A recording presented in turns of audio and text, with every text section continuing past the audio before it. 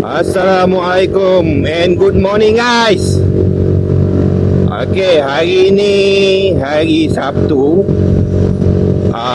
pukul 12 nanti aku ada appointment untuk slot untuk kita dyno motor gandam. Dengan aku sekarang ni VF Pomen lah, VF GTB. Aku nak hantar balik motor ni, ambil motor aku kat dia dan pergi dyno. Sekarang ni aku dekat Sungai Long lagi. Okay, so pukul 9.30, dalam sejam akan sampai dekat sana. Pukul 10.30. So standby motor apa yang patut, setting motor apa yang patut, dan kita gerak pergi dyno pukul 12 lah. Hari ni hopefully tak jadi macam hari tu. Okay, memang banyak part aku dah tukar. Aku dah ambil part-part yang mana daripada motor VF lama aku, transfer lah pergi ke motor VF Gundam sekarang. Hopefully dah tak jadi masalah apa-apa. Memang orang kata memang ada sebab lah, kenapa Allah atur motor tu jumpa time-time ni. So dia nak setting cantik lah, timing memang cantik lah. Jadi hari ni kita tengok result macam mana. Aku pun tak berharap sangat yang tinggi, macam video yang lepas. Aku tak berharap sangat tinggi.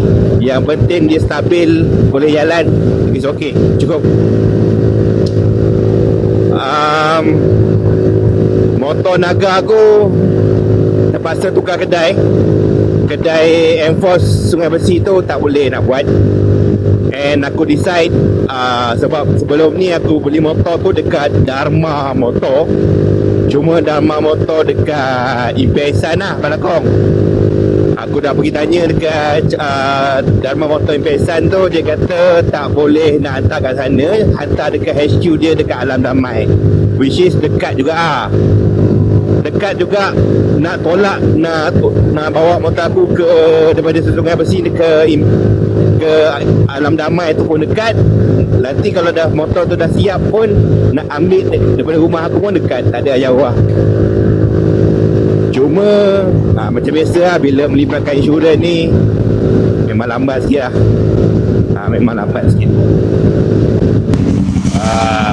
Hujan guys, hujan lepas tu ramai sadai.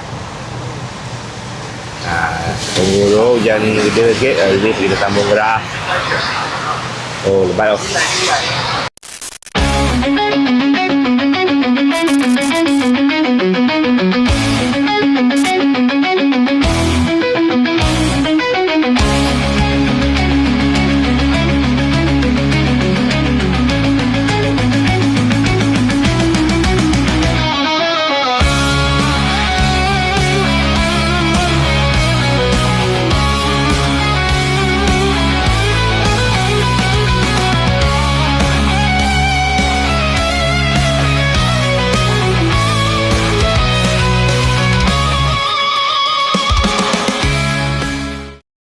okey, sekarang ni kita ada dekat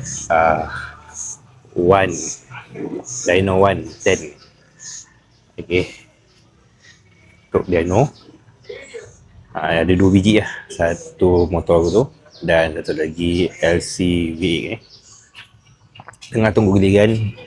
Di dalam ni ada tengah dyno. So kita tengah tunggu dia settle, atau baru kita masuk lah.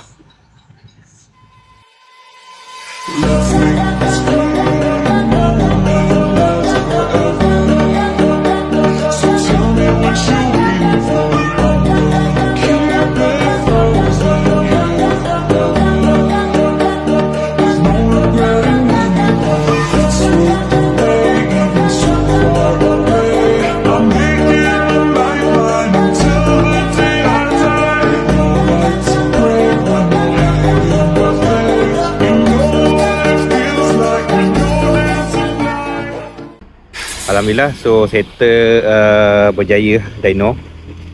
Dapatlah 30 dah.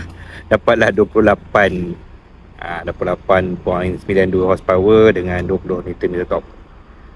Top speed atas dyno tadi dalam 170 lebih. Tapi atas dyno punya speed ni tak sama lah dengan kat luar tadi. Dapatlah 14, tapi tak habis lah. 14 tu okay, aku pun tak sedar sebenarnya. Aku tengah sedar bawa, aku tak tengok meter pun, tahu sedar dah 14. So aku slowkan balik lah sebab motor baru keluar bengkel kan, malas nak lenjan lagi. Dah lepas pada dyno tu tadi aku tambah ni lah.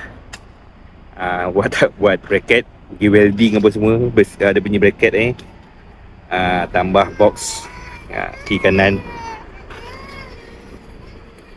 Cuma bagi aku tak kena lah, tayar kecil. Buat tayar kecil, dia kata ni motor kena sumpah bawah PCO, atas touring. Pelik tu. Okay, sampai sini dulu. Kita jumpa lagi in the next video. Assalamualaikum.